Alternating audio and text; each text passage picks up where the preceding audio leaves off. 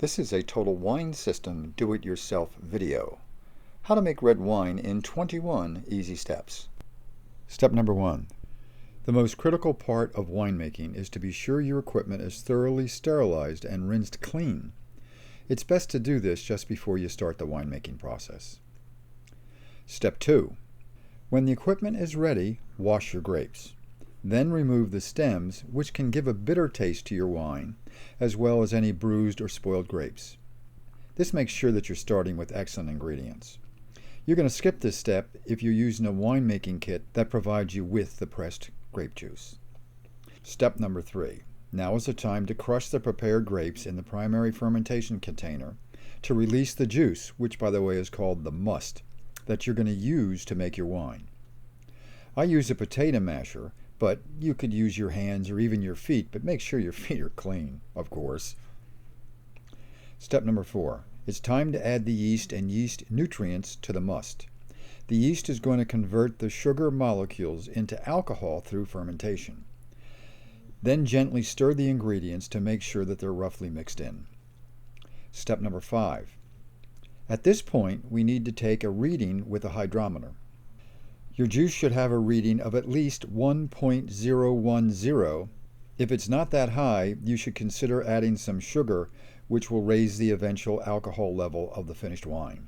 Note, sugar is converted into alcohol through the fermentation process, aided by yeast.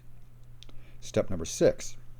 Cover the primary fermentation bucket with a clean cloth or a lid with a hole to add an airlock. I prefer the cover and airlock approach as it prevents any airborne elements from tainting the developing wine. You're going to ferment the must for about a week to 10 days initially. Step number 7. The grape skins will collect and float on top of the juice. They're referred to as the cap.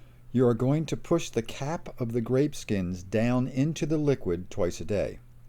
The purpose of this effort is to further enhance the flavor of the wine from compounds that are released from the skins of the grapes. Step number 8. At this point, I rent a wine press from my local wine supply store. You would pour the contents of the primary fermenter into the wine press.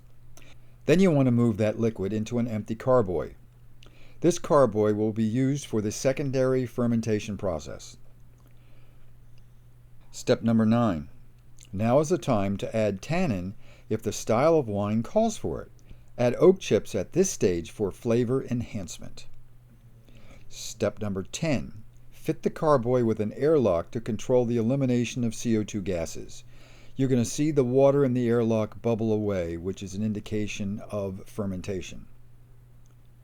Step number 11. Let the juice ferment for an additional couple of weeks until the fermentation is pretty much finished. Step number 12. It's time to separate the wine from the sediments that are collecting on the bottom of the carboy.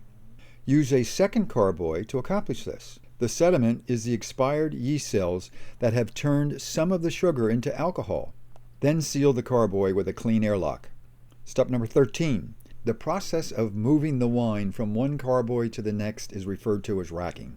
Continue to rack the wine from time to time to completely remove all sediment and until the wine is clear.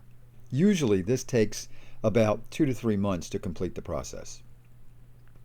Step number 14. Okay, it's time to taste the young wine to determine if it needs more time to finish the fermentation process. Step number 15. When you are happy with the taste, you're going to need to add Compton tablets to halt the fermentation process. Step number 16. Sanitize your bottles and fill them, leaving enough space for the cork plus a ½ inch of space at the top. This will prevent oxidation of the wine as it continues to age in the sealed bottles.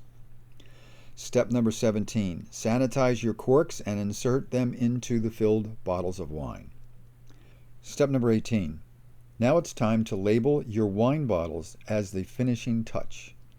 You can see how I make my labels in an article that's actually on this website under the blog tab. Step number 19. Store the wine bottles upright for about 3 days to allow any residual sediment to settle.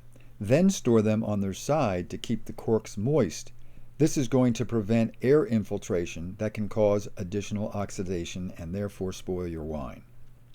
Step number 20. If you don't have a wine cellar, I mean, who really does, right? Try to find a cool spot to store your wine bottles while they age. The ideal temperature is around 56 degrees Fahrenheit. Red wine needs to age about an additional year, while white wine only needs about 6 months to become ready to drink. Step number 21. You've been patient, so it's time to really enjoy your efforts. Pop a cork, sit back, and take a sip.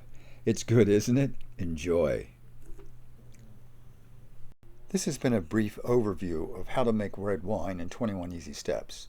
If you'd like to learn more about the whole winemaking process as well as growing your own grapes, I have a 122-page ebook that would help you. Click on the link and it's going to provide you with more information on that total wine system.